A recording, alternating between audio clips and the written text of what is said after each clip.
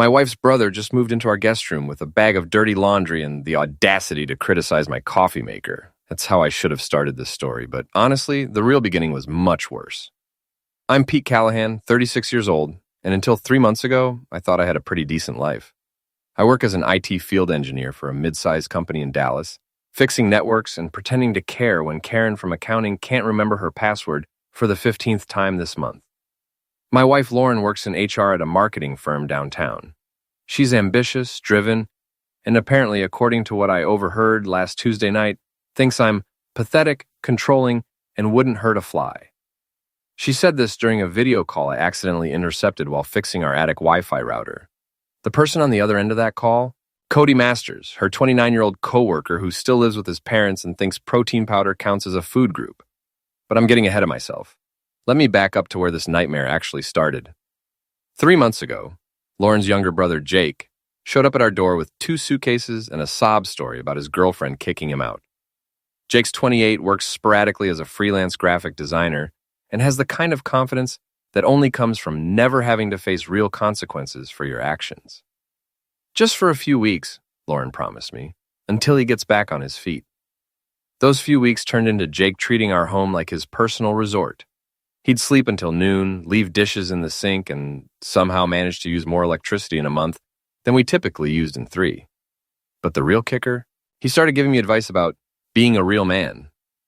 You know, Pete, he said one morning while eating cereal I'd bought, Lauren's always complaining that you don't take charge enough.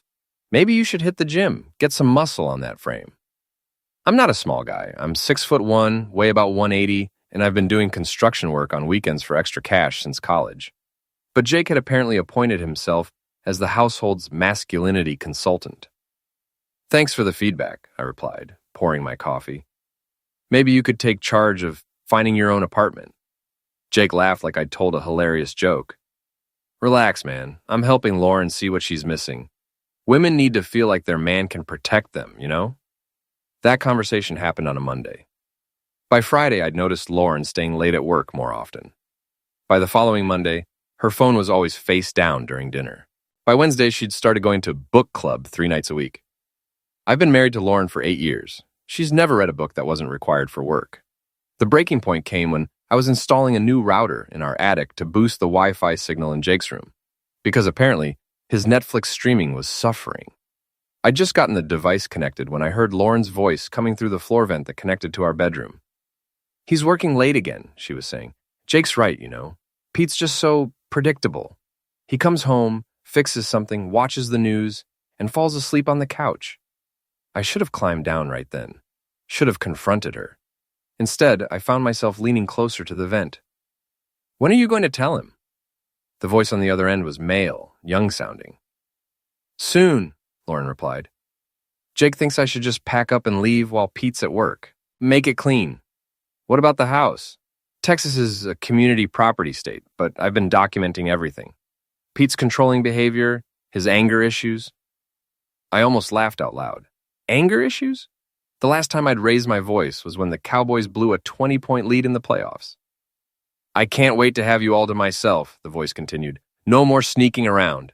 Cody, baby, just be patient. Once I'm free of this marriage, we can be together properly. Cody, I knew that name. Cody Masters worked in Lauren's department. I'd met him at the company Christmas party. Kid looked like he'd stepped out of a fitness magazine and had the personality of a golden retriever. I sat in that attic for another 20 minutes, listening to my wife plan my emotional destruction with her boy toy coworker. They discussed meeting spots, talked about Jake's role in opening Lauren's eyes to my shortcomings, and made plans for the following evening. When I finally climbed down from the attic, Lauren was in the kitchen, humming while she loaded the dishwasher. How's the Wi-Fi project going? She asked cheerfully. Great, I replied. Everything's connected now, crystal clear reception. She smiled and kissed my cheek. You're so good at fixing things. If only she knew what I was planning to fix next. The next morning, Jake was sprawled on our couch, eating cereal and watching some reality show about people competing to date strangers. Morning, Pete, he said without looking up. Lauren left early for work. Something about a big presentation. I'm sure she did. I poured coffee and sat across from him. Jake, we need to talk. He muted the TV and turned to face me with that condescending smile I'd grown to hate. What's up, brother-in-law? How long have you known about Lauren and Cody? The smile faltered for just a second before returning full force. I don't know what you're talking about. Sure you do. You've been coaching her, right? Telling her what a terrible husband I am. Encouraging her to trade up to someone younger and more exciting. Jake set down his cereal bowl and leaned back. Look, Pete, I like you. You're a good guy. But Lauren's my sister, and she deserves to be happy. And she's not happy with me? Are you kidding? When's the last time you took her somewhere nice? When's the last time you surprised her with anything? You work, you come home, you fix stuff around the house, and you fall asleep watching TV. That's not a marriage, man. That's a maintenance agreement. I nodded slowly. So you decided to help her find something better. I introduced her to some of my friends. Cody's a good guy. He treats women right. By sleeping with married women? Jake shrugged. By appreciating what he has? Lauren lights up when she talks about him. When's the last time she lit up talking about you? The honest answer was that I couldn't remember, but that didn't give them the right to plan my humiliation behind my back. Here's what's going to happen, I said calmly. You're going to pack your stuff and be out of here by tonight. Jake laughed. Or what? You'll call Lauren? She already knows I'm staying here indefinitely. We talked about it last week. No, I'll change the locks and put your stuff on the curb. This is my house too, and I don't want you here anymore. Good luck with that. Lauren will lose her mind. Let me worry about Lauren. I stood up and headed for the door. Jake called after me. Pete, you're making a mistake. Lauren's going to leave you anyway. At least this way, you can part as friends. I turned back. Jake, let me explain something to you. I've been working since I was 14 years old. I've been paying my own bills since I was 18. I bought this house. I maintain this house. And I sure as heck decide who lives in this house. You've been treating me like some kind of pushover. But that ends today. What are you going to do? Hit me? Jake stood up, puffing out his chest. I don't need to hit you. I'm going to do something much worse. I'm going to let you explain to Lauren why you couldn't keep your mouth shut. Jake's confidence wavered. What do you mean? I mean, I know about tonight. I know about the plan. And I know about every conversation you and Lauren have had about my shortcomings. So here's your choice. Pack up and leave voluntarily, or stick around and find out what happens when the predictable guy decides to get creative. I left Jake standing in the living room and drove to work. But instead of going to my office, I made 3 stops: my bank, my lawyer, and an electronics store. At the bank, I transferred half of our joint savings into a new individual account. Perfectly legal, since both our names were on the original account. At my lawyer's office, I met with Marissa Chen, a sharp woman in her 40s who specialized in divorce cases. I need to understand my options, I told her. What's the situation? I explained about Lauren's affair, Jake's involvement, and the conversation I'd overheard. Do you have any evidence of the affair? Not yet, but I know where they're meeting tonight. Marissa leaned forward. Pete, I need to be very clear about this. You cannot break any laws gathering evidence. No breaking and entering, no hacking phones or computers, nothing that could be used against you later. What can I do? Document everything legally. If they're meeting in public, you can observe and photograph. If you have access to your own phone records, you can review those.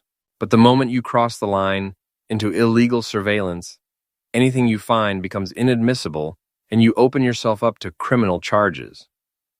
What about Jake living in our house? If both your names are on the deed or lease, you both have equal rights to decide who can stay there. But if Lauren objects, it could get messy. Let me worry about Lauren. At the electronics store, I bought a small digital camera and a voice recorder, both completely legal to use in public spaces. That evening, I followed Lauren to Rusty's Tavern, a dive bar about 15 minutes from our house. Sure enough, Cody's red Mustang was in the parking lot. I found a table in the corner where I could see their booth clearly. Lauren was wearing a dress I'd never seen before, something tight and black that she definitely hadn't worn to work that morning. Cody was leaning across the table, holding her hand and whispering something that made her laugh. They looked happy, genuinely, authentically happy in a way that made my chest tight. I took photos with the camera's zoom lens, not for any legal purpose. Marissa had explained that Texas was a no-fault divorce state, so proof of adultery wouldn't matter much in court. But I wanted documentation of what I was seeing. After about an hour, they got up to leave. I waited until they were outside, then followed at a distance. In the parking lot, Cody pressed Lauren against his car and kissed her like they were teenagers. More photos. But as I was snapping pictures, I heard a familiar voice behind me. Well, well, look what we have here. I turned to find Ray Martinez, my buddy from work, along with his wife Sandra, and another couple I recognized from neighborhood barbecues, Tom and Jennifer Walsh. Hey, Ray. I quickly pocketed the camera. What you doing out here, Pete? Thought you and Lauren were staying in tonight. I looked back toward Cody's car.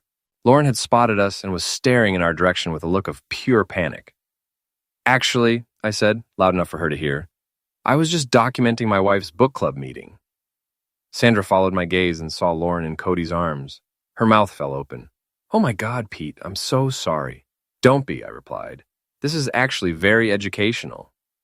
Lauren had broken away from Cody and was walking toward us, her face flushed and her jaw set in that expression I knew meant she was about to go on the attack. Pete, what are you doing here? Research, I said calmly. Learning about literature and personal growth. Isn't that what book club is for? We need to talk, privately. I don't think so. I think we've done enough talking privately. From now on, I prefer an audience. Ray, Sandra, Tom, and Jennifer were all staring at Lauren with expressions ranging from shock to disgust. These were our friends, our neighbors, people we'd had over for dinner parties and game nights.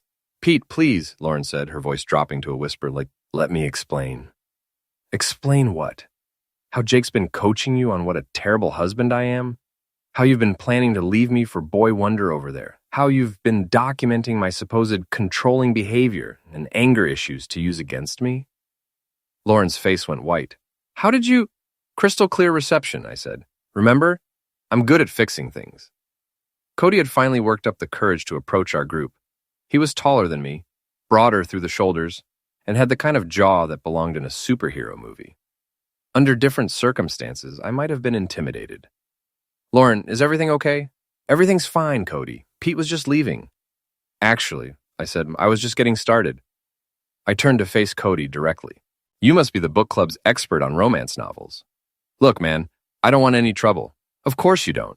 Trouble would require taking responsibility for your actions. Much easier to sneak around with married women and let them handle the messy parts. Pete, stop, Lauren hissed. Stop what? Stop embarrassing you? Stop making a scene? You know what's embarrassing, Lauren? Finding out your wife thinks you're pathetic from a conversation she's having with her boy toy while you're in the attic fixing the Wi-Fi so her freeloading brother can stream Netflix. Ray whistled low. Jesus, Pete. It gets better, I continued. Apparently, Jake's been serving as relationship counselor, helping Lauren realize what a disappointment I am. Nothing says family loyalty like encouraging your sister to cheat on her husband. That's not what happened, Lauren said, but her voice lacked conviction. Then explain what did happen. Explain it to Ray and Sandra. Explain it to Tom and Jennifer. Explain how you ended up in a dive bar, making out with your coworker while your husband thinks you're at book club. Lauren looked around at our friends' faces and seemed to realize that whatever explanation she gave would sound exactly as bad as it was. I don't owe these people an explanation. You're right, you don't owe them anything. But you owe me 8 years of marriage, and I'm collecting tonight. I reached into my pocket and pulled out a folded piece of paper. Cody, this is for you. He took the paper automatically. What is it? Divorce papers. Congratulations, you're about to get exactly what you wanted. Lauren's all yours. Lauren snatched the paper from Cody's hands. You can't be serious. Completely serious. I filed this afternoon. You'll be served officially on Monday, but I wanted to give you a heads up so you could start looking for a new place to live. You can't kick me out of my own house. Actually, I can. My name's on the deed, and as of this afternoon, you're in violation of our mortgage agreement due to adultery. Marissa explained it all very clearly. This was a bluff. Marissa hadn't said anything of the sort, but Lauren didn't know that. This is insane, Cody said. You can't just... I turned to face him again, and something in my expression made him take a step back. Can't what? Can't expect my wife to be faithful? Can't object when some kid decides to break up my marriage? Can't defend myself when everyone assumes I'll just roll over and take it? I never meant for it to happen this way, Cody said. How did you mean for it to happen? Did you think I'd just disappear? Did you think I'd be grateful that you were taking my wife off my hands? I thought you two were having problems. We were, but instead of working on them, Lauren decided to work on you instead. I looked back at Lauren. Jake's gone, by the way. I changed the locks this afternoon. His stuff is in storage unit 247 on Elm Street. The key's under the mat. You had no right. I had every right. It's my house. Sandra stepped forward. Lauren, I can't believe you did this. Pete's a good man. You don't know what you're talking about, Lauren snapped. I know what I'm seeing, Sandra replied. And what I'm seeing is a woman who threw away a good marriage for some kid who still lives with his parents. Cody's face flushed red. I don't live with my parents. Where do you live? Tom asked. I'm between places right now. So you live with your parents, Jennifer said flatly. The humiliation on Cody's face was almost enough to make me feel sorry for him. Almost. This is ridiculous, Lauren said. Pete, we can work this out. We can go to counseling. With Cody, will he be joining us for couples therapy? That's not what I meant. I know exactly what you meant. You meant you want to keep your safety net while you figure out if your new relationship is going to work out. But I'm not interested in being your backup plan anymore. I turned to address the group. Ray, Sandra, Tom, Jennifer, I'm sorry you had to see this, but I wanted witnesses to what happened here tonight. Why? Ray asked. Because tomorrow, Lauren's going to tell everyone that I'm the bad guy, that I'm controlling, that I have anger issues, that I drove her into another man's arms. And when she does, I want you to remember what you saw here. I want you to remember who was sneaking around and who was honest. I started walking toward my truck, then stopped and turned back. Oh, and Cody, when you're comforting Lauren tonight, you might want to ask her about the other guys Jake introduced her to. According to the conversation I overheard, you're not the only one she's been getting to know better. The look of shock on Cody's face was worth everything I'd been through. I drove home to an empty house, poured myself a drink, and started planning phase 2. Monday morning brought the official divorce papers, delivered to Lauren's office by a process server. I know this because Marissa called me at 10:30 to let me know the delivery had been completed. How did she take it? I asked. According to the server, she screamed at him for 5 minutes before her supervisor asked her to take it to a conference room. Good. Let her explain that to HR. Pete, I need to warn you about something. Lauren's going to fight this, and she's going to fight dirty. You need to be prepared for her to make accusations. What kind of accusations? Domestic violence, emotional misuse, financial control. It's standard procedure in contested divorces. She'll try to paint you as the villain to get a better settlement. Let her try. I've got 8 years of marriage and a spotless record. Plus, now I have witnesses to her affair. That helps, but don't underestimate what a good lawyer can do with the right narrative. Stay clean, stay calm, and document everything. I hung up and tried to focus on work, but my phone kept buzzing with texts. Most were from friends who'd heard about the scene at Rusty's Tavern. The neighborhood gossip network was apparently more efficient than CNN. Ray, dude, are you okay? Sandra's been talking about it all weekend. My sister Molly, Mom heard from Mrs. Henderson that you and Lauren are getting divorced. Call me. Even my boss, Frank Rizzo, stopped by my desk around noon. Pete, I heard you're going through some personal stuff. If you need time off, just let me know. Thanks, Frank. I'm okay. Good man. For what it's worth, I never liked that brother-in-law of yours. Kid came to the Christmas party last year and spent the whole time telling people how he could redesign our website better. I had to laugh. That sounded exactly like Jake. But the most interesting text came from a number I didn't recognize. This is Deshaun Miller. I'm a private investigator. I think we should talk. I called the number during my lunch break. Mr. Callahan, thanks for calling me back. I understand you're going through a divorce. How do you understand that? Because your wife hired me 3 weeks ago to investigate you. I nearly dropped the phone. She what? She wanted me to find evidence of infidelity, financial misconduct, anything she could use to prove you were an unfit husband. And did you? Mr. Callahan, I've been doing this for 15 years. In that time, I've investigated hundreds of cheating spouses. You know what I found when I looked into your life? What? Nothing. You go to work, you come home, you fix things around the house, you watch TV, and you go to bed. On weekends, you do construction work for extra money that goes straight into your joint savings account. You don't gamble, you don't drink excessively, you don't chase women, you're possibly the most boring husband I've ever investigated. Thanks? It's a compliment. Your wife was paying me to find dirt that doesn't exist. But here's the thing. While I was investigating you, I discovered some very interesting things about her, such as the fact that she's been having multiple affairs, not just with Cody Masters, such as the fact that she and her brother have been planning this divorce for months, such as the fact that she's been hiding money in a separate account and planning to claim you were emotionally manipulative. I felt my hands start to shake. Why are you telling me this? Because she stopped paying me last week. Said she didn't need my services anymore. I don't like being stiffed, and I really don't like being used to destroy innocent people. What do you want? I want to give you everything I found. Photos, financial records, recorded conversations, everything.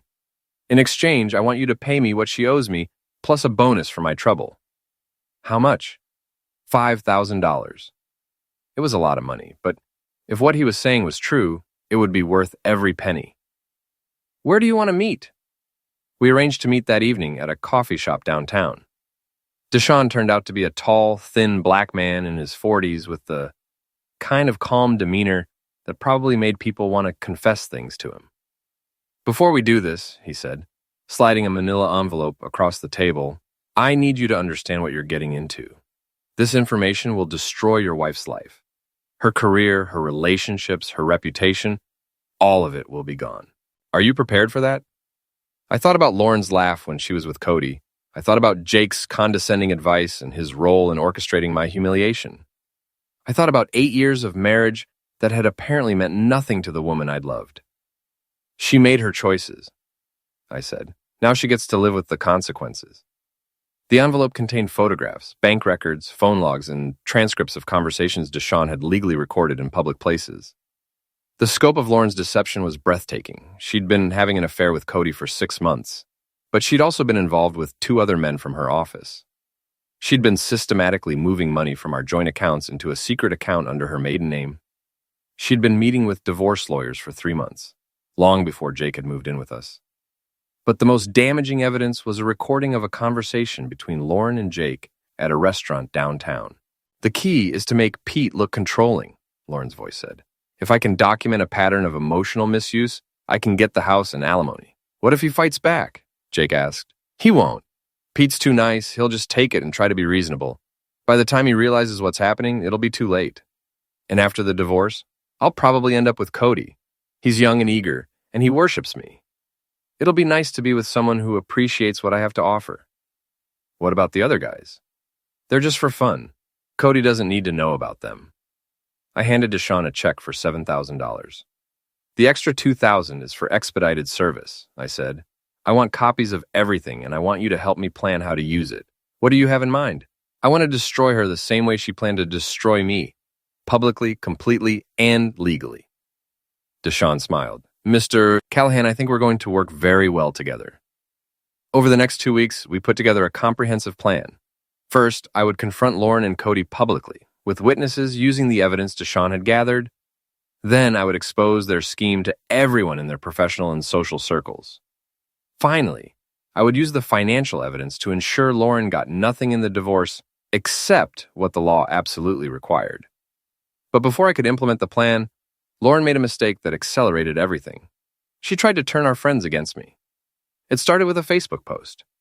Going through a difficult time right now. Sometimes you don't really know the person you married. Grateful for friends who are supporting me through this challenging period. Within hours, she was getting sympathy comments from people who had no idea what had really happened. But she didn't stop there.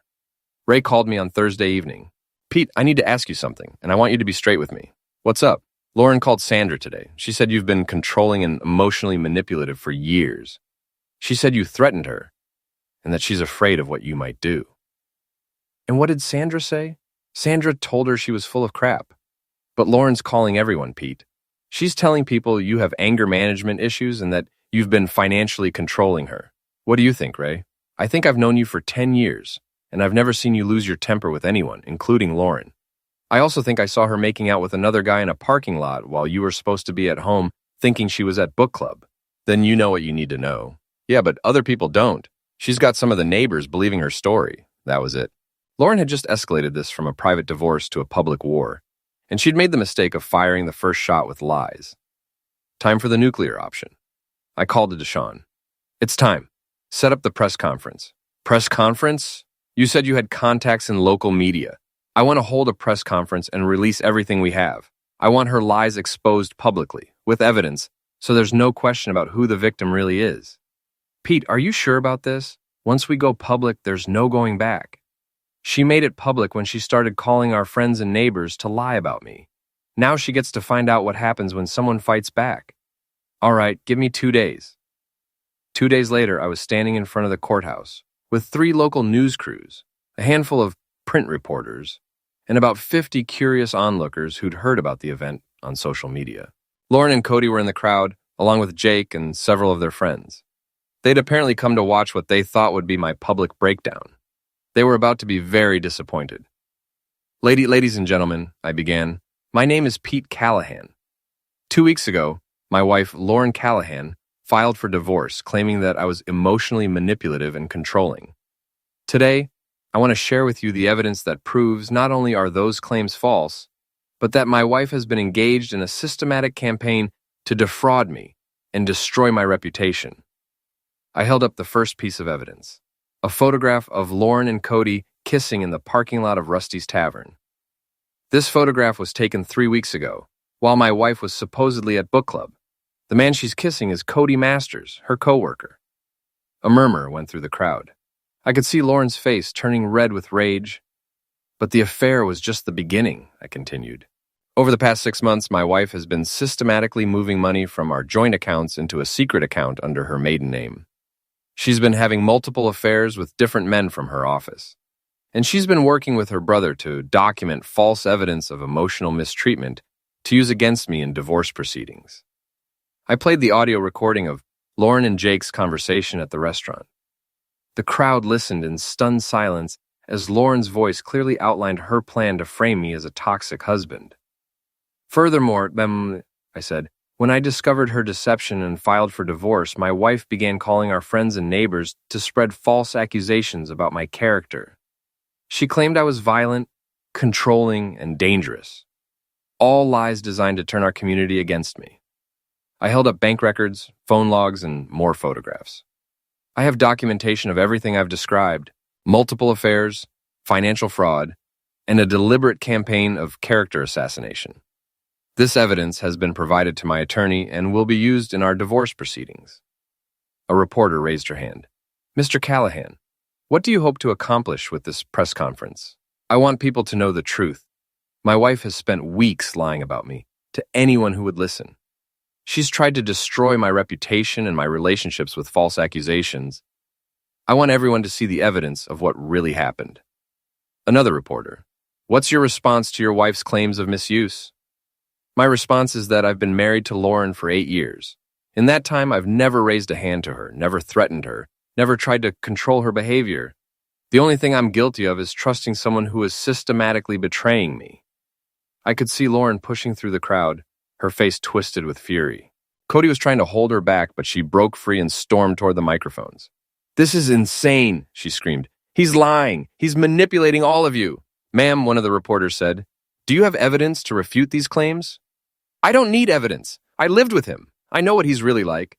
But ma'am, we have recordings of your voice discussing plans to frame your husband for misuse. How do you explain that? Lauren looked around wildly, seeming to realize for the first time that this wasn't going the way she'd expected. Those recordings are fake. He made them up. Deshawn stepped forward. Ma'am, I'm the private investigator who made those recordings. They were made with professional equipment in a public restaurant. I can provide the original files for independent verification.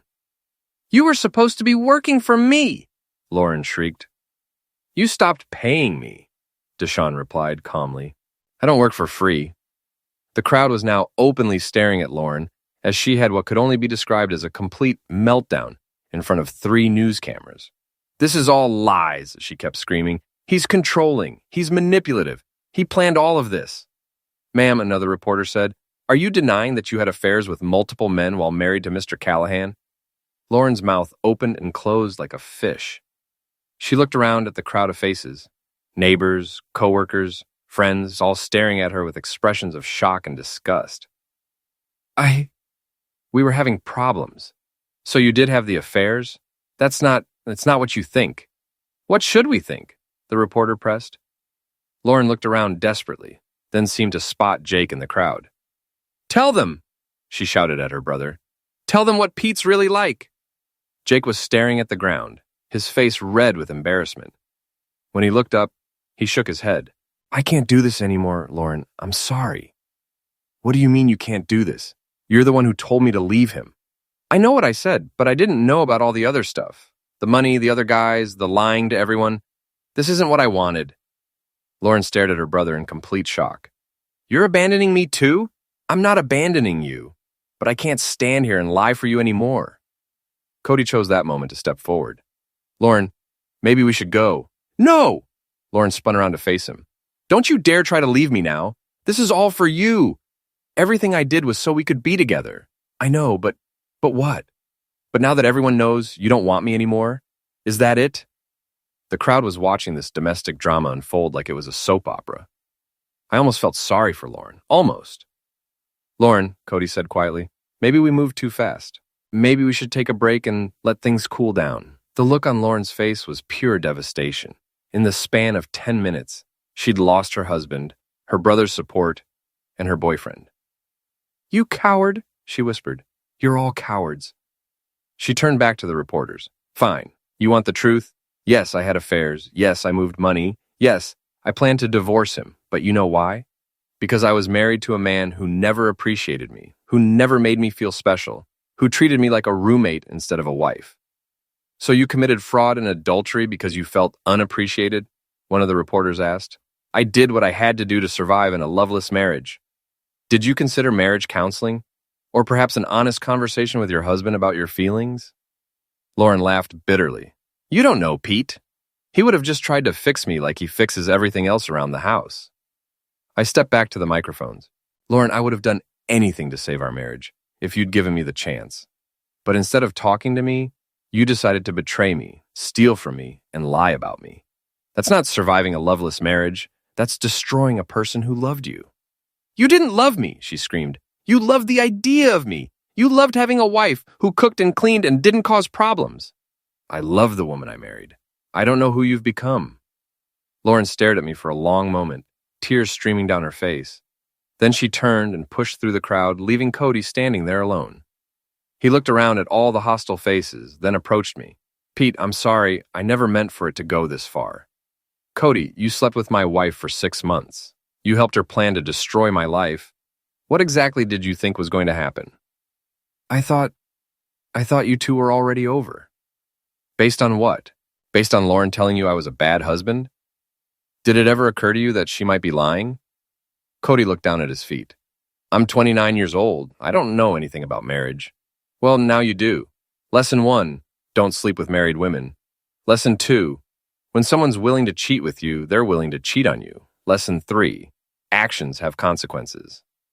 I turned back to the reporters. That concludes my statement. All the evidence I've presented today will be made available to the court in our divorce proceedings.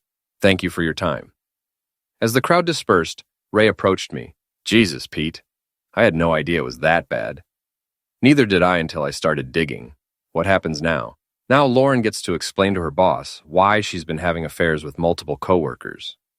She gets to explain to her family why she tried to frame her husband for misuse. She gets to explain to her friends why she lied to all of them. And she gets to do it all while living on whatever salary she has left, after her company decides whether to keep an HR manager who's been sleeping with half the staff. And you? I get to start over, clean slate, clear conscience, and the satisfaction of knowing that sometimes the good guy wins. Ray clapped me on the shoulder.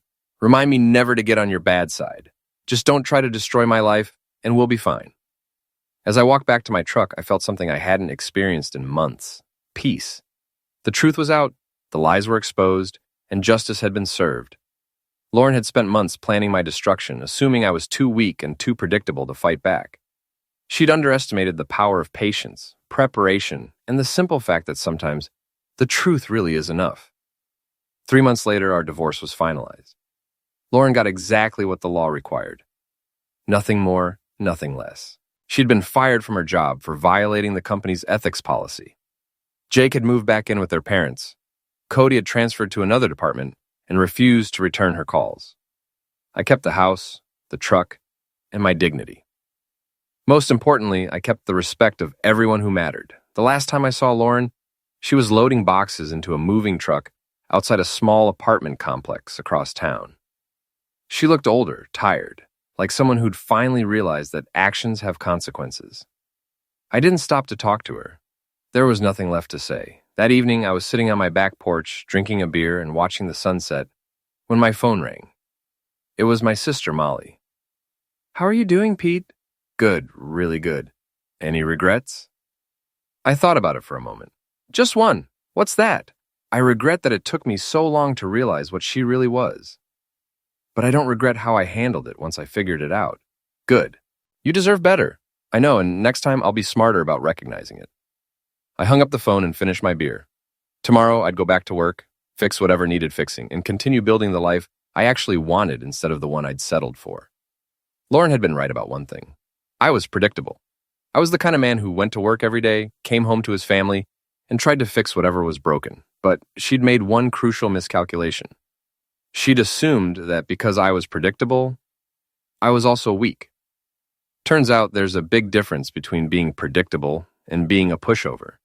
And sometimes the most predictable thing about a good man is that eventually he'll stand up for himself.